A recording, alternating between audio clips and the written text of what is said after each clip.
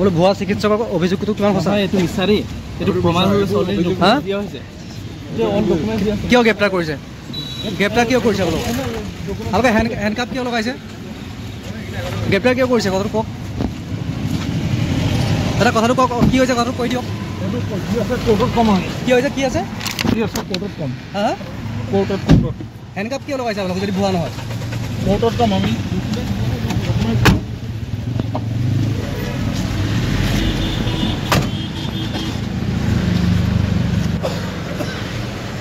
আপুনিতো 15 বছৰ চলাই আছিলে চিকিৎসা।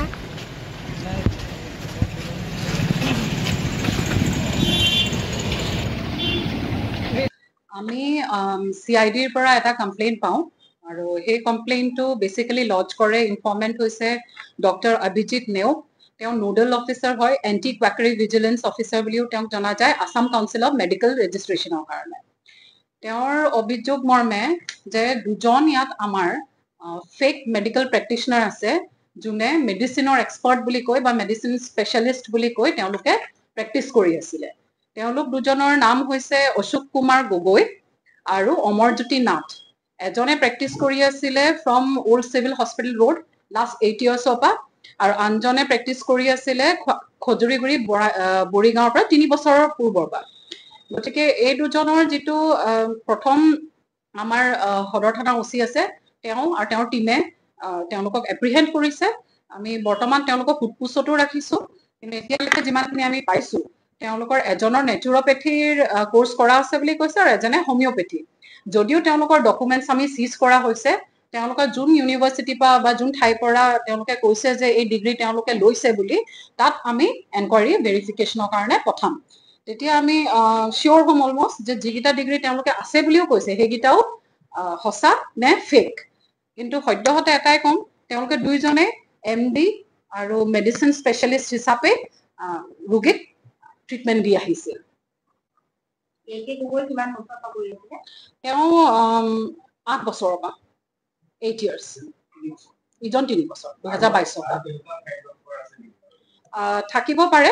যিহেতু আমাৰ ডক্টৰ অভিজিত নেওগ তেওঁ নোডেল অফিচাৰ হয়, তেখেতেই গোটেইখিনি অলপ নিজৰ ফালৰ পৰা ইনকুৱাৰী কৰি থাকে। ইনকুৱাৰীত যিখিনি আমি পাম তেওঁলোকে আমাক জনাই থাকে, সেইমতে আমি কেছ লৈ গৈ থাকিম। গ্ৰেফতাৰ কৰা হৈছে, এৰেষ্ট কৰা হৈছে তেওঁলোকক, আৰু যিখিনি ডকুমেণ্ট আছে যোন যোন পেৰেণ্ট অৰ্গেনাইজেশ্যন আছে তাৰ পৰা আমি ভেৰিফাই কৰিম। হয়, কেছ নাম্বাৰটো আপোনালোকক জনাই দিওঁ। কেছ নাম্বাৰ 345 আৰু কেছ নাম্বাৰ 346 দুটা কেছ ৰুজু হৈছে, আৰু যিকেইটা ছেকশ্যন লগোৱা হৈছে 319, 316, 336, 125 আৰু 271 BNS। Basically criminal breach of trust, forgery আৰু অন্যান্য যিখিনি মেডিকেল প্ৰেক্টিশনাৰে কৰিব নালাগে, যিখিনি ফেক ইউজ কৰি পেলাই ভুল দৰৱ বা হেৰি প্ৰেছক্ৰাইব কৰিছে তেওঁলোকে, সেইখিনি ছেকশ্যনো লগোৱা হৈছে।